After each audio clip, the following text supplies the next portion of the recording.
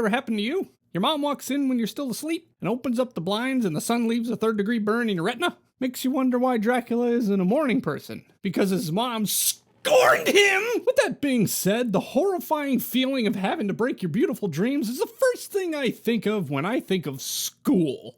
And that's exactly what we're going to be talking about today. But you already knew that, because it's in the title. Unless you're blind, or closed your eyes and just picked any random video to watch because you watched everything else on the homepage already. If you're that person, I'm sorry, but this is the video you get. You can't back out now. You gotta watch the whole thing. You have to. Anyway, the subject of today's video is thanks to Graham Bullard, the BFDI master, who suggested I talk about school. So thank you to Graham for coming up with that suggestion a year ago. Remember to comment something you want to talk about, and you could be responsible for the next Let's Talk. The next one won't take a year, all right? Need water already? It's just the beginning, you dork. Now, when thinking of the subject of school, I thought to myself, okay, there's a lot to unravel here. But to avoid making an hour-long feature-length film about everything I could talk about, I'm going to pick something interesting and maybe insightful. When I was growing up, I hated school. And now that I'm older, I still hate school. So I'm going to tell you the two biggest arguments I have against school. Now, not everything about school is bad, okay? I mean, come on. School is where I met all of my awesome friends that I spent all my time with as a kid and now only keep in touch with maybe one of them every 6 months. I'm not going to come on here and try and shout conspiracy theories to convince kids into thinking that school is melting their minds and brainwashing them to follow a certain pattern to become just another assembly line human to serve their place in society. No, I wouldn't do that. I think school is very important, and I'm not trying to deter anyone away from school. I just think there is a better way for the school system to be taught and approached to help better prepare children for their future. But in order to logically approach the two main issues I have with school, we need to ask one very important question. What is school at its core? What is its purpose? To drown you in despair and prepare you for the real world. No, for real, Ghost Boy. What is school? According to Mr. Webster, it's a large number of fish, porpoises, whales, or the like, feeding or migrating together. Yes, but we're not fish. School is a place of education where children are taught basic functions within different subjects to prepare them for their future. Sounds pretty simple. Basically a place where you learn. But there is one key word here that I want you to always keep in mind when I'm rambling on, and that is future. The whole point of learning is so that you prepare yourself for the future. You don't go to school so you can better yesterday. That doesn't even make sense. Bettering your future is the entire goal of school. Preparing you for your future career and for the rest of your life to become a successful, functioning adult. And you should want to. But here is where I see the problem. And I'll use myself as an example. I couldn't tell you a single thing that I've actually retained from school. I feel like a big oofing caveman when my son comes home and tells me what he's learning and I'm like, the heck is that? Why is that, though? And although I have the IQ of an old shoe, I think I've figured it out. Which brings me to my first argument I have with school, and that's its grading system. Good transition. The grading system goes as such: A, B, C, D, F. And whoever made this system needs to go back to school because they forgot the E. What's wrong with E? Did it insult your wife? These are the letter grades that tells you how well you are doing and maybe where you might be slacking. At least that's how they do it in the US and some other countries around the world. Not sure how other places do it, but I'm not looking it up. It's taken me a year to even do this video. I'm not wasting any more time. I'm going with this formula. Moving on! A is the best grade you can get. Meaning, that'll do, donkey. You did good, son. So, if you have a 10-question test and get them all right, congratulations, you got yourself an A, you little numbskull, you little Dinkins, you little doo-doo-doo-doo-doo-doo. The more questions you miss, the lower your score, the lower the letter grade goes. All the way down to F, in which you are a failure. You never wanted to see the big red F stamped on the top of your paper. It was like leaving the house with your pants around your ankles. So why did they do it this way? Basically, it's a measurement of you, the student. It's a way to measure your progress throughout your academics. You learn a lesson, and then you're tested, and if you get an A, then the school knows you're learning. And if you get an F, the school knows you sleep in class. And the process repeats all year until you get a final grade at the end. That's basically the gist. I mean, whatever. You get a separate score in each of the subjects you were learning, so you know where you thrive and where maybe you need to try a little harder. Yeah, great. Thanks for the history lesson about how school works. So yeah, the grading system measures your progress, which is a good way to look at it. But here's my problem with that. And let me know if you agree. What the grading system actually does is cause learning by memorization and not retention. Here's what I mean by that. With the grading system in place, the focal point is to get the best grade. So when you go through a lesson and it's time to study for the test, you memorize all the material you need to know for the test so that you get the best grade you can get. And after the test is done, you move on to the next lesson. So you basically memorize everything you need to know in order to get an A. Once that's done, then congratulations, you've succeeded. But what have you learned? You learned to memorize stuff so that you can pass. You didn't actually retain any of the material you learned. You might for a little while, but once you get older, none of that will remain with you. It sure didn't for me. All I remember is studying for tests so I can get an A and pass and make my mom proud. The problem is, you are making students focus on getting an A instead of focusing on learning what's being taught. The grading system is a distraction. Everyone is so worried about being perfect that they jam everything into one night so they can memorize it for a test just to get a perfect score so they can go to college and get a degree that they won't use. Kids strive for the A,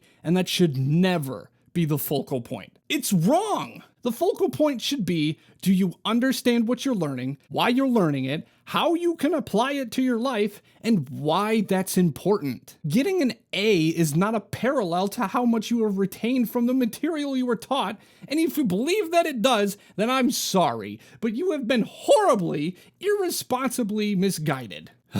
My point is that giving kids the incentive to strive for the top letter grade is ridiculous. They should be encouraged to further their education. The way the grading system is set up, you're telling kids what they need to learn, when the focal point should be why they need to learn it. The why question is the most important question any kid could ask. It's curiosity. It's a desire to learn why things work and why things are the way they are. The grading system is a lazy way to answer that question. Why do I need to learn this? Because it's important, and you have to learn it. But why? So you can get an A and have a really good report card. No, you lazy freaks! Take away the grading system, and how would school work? Instead of telling kids, it's important, you have to learn it, you are now left to explain why it's important and how you use it in everyday life. Which brings me to my second issue with school. And probably the most common argument, real life. Yo, this real life, boy! Give me some chicken. I don't even know if I'm making any sense. I'm just gonna get right into it. There's nothing to explain. School does not go hand in hand with real life.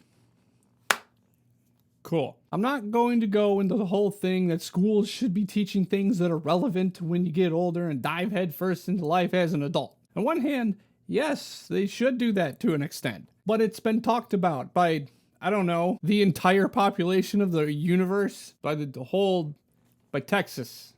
Texas said it. Why aren't we teaching kids about modern issues and modern events? Why aren't we teaching kids how to apply for a job, do interactive practice interviews? Why aren't we teaching kids how to save money, how to invest, the process of buying a house, and how to manage it all? Sure, those are all things that would be good to teach in order to prepare children for their future. But I'm not going to cover that. My issue is that if school is preparing children for their future, then why are schools teaching the opposite of how life actually works? The first 18 years of your life, you are thrown into the system of A's through F's without E's, only to graduate and realize life is the total opposite of school. Then you gotta reprogram yourself. This goes back to the grading system. What does school teach you? A is good, F is bad. Over and over and over through your whole school career. In order to succeed, you must be perfect. And if you fail, you aren't learning. You see where I'm going with this? Maybe. If you are still in school, I'm going to give you a little spoiler for how your life is going to go after you get out of school. You are going to fail. Not might. Not maybe if you try your best, you'll avoid failure. No. I'm being 100% straight, honest, maybe a little harsh. You might not want to believe what I'm saying, but it's the truth. You will fail. There is no avoiding it. But now for some good news. That's what you want! Doesn't that sound crazy stupid? What do you mean you want to fail? We've been taught not to fail. Really? Now that I have your attention, let me explain this, because school sure won't. When I say you want to fail, I mean it in a way that might be hard to process at first. What I'm actually saying is, if you want to do something, you need to go do it. And you might not succeed the first or second or even 100th time. You might fail 100 times before you finally succeed. But guess what? You learned from all of your failures in order to find out how to do it right. All those times you failed, you basically figured out how not to do it, whatever you were doing. You figured out 100 ways that it doesn't work, but guess what? That 101 you succeeded. And you only need to succeed once, and you've got it. If this was school, the teachers would be calling your parents concerned you have a learning block because you failed so many times. But that's not the way it works. You will fail more times in your life than you succeed. Because last time I checked, 100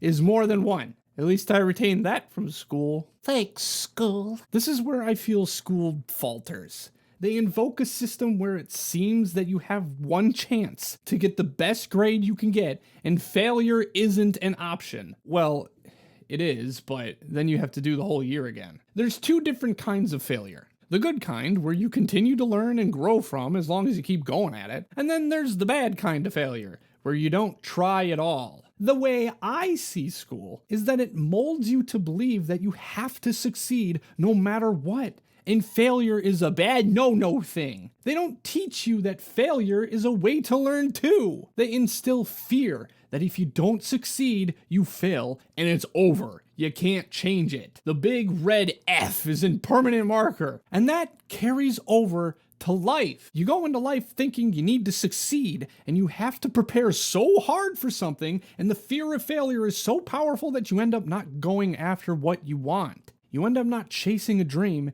because what if you fail? I don't even know if this makes any bit of sense anymore. Is this what you wanted, Graham? Is this what you thought when you asked me to talk about school? This is supposed to be for kids. Okay, school is cool. School is where you and your friends meet in the bathroom and have a poop fest. Listen, I'm just gonna say this. I have no problem with school, but I think it's time that they change how things are taught and portrayed. Change is inevitable. But the school system doesn't want to change for the better, even though many people have spoken out about this many times before I have. With the way the world is constantly changing, especially now that humans are able to communicate with each other instantly and the advancement of technology, you would think the education system would adapt and change as well. But no! It's been the same for the past 5,000 years! Jesus Christ was in the same math class that you're taking right now! So if you go to school, I'll end it on this. Don't worry about grades. Do your best and learn to love to learn. Failure is not the end of the world. It's just another way to make you better than you are. Don't give up. Never give up. And always have a poop fest with your friends in the school bathroom, at least once a year. Okay. That's all I have to say. That's all I'm saying. This took me way too long to make. I'm done. I'm not even going back. I'm not even going back to fix anything. This is it, all right? This is what you get. Please leave a comment down below. Let me know what you think about school. Also, let me know what you want me to talk about next. I have more planned, and I promise it won't take a year this time. Sorry, even though no one cared. Make sure you subscribe if you like our stuff. Leave a like and share it with at least your whole school. Okay, love you, bye.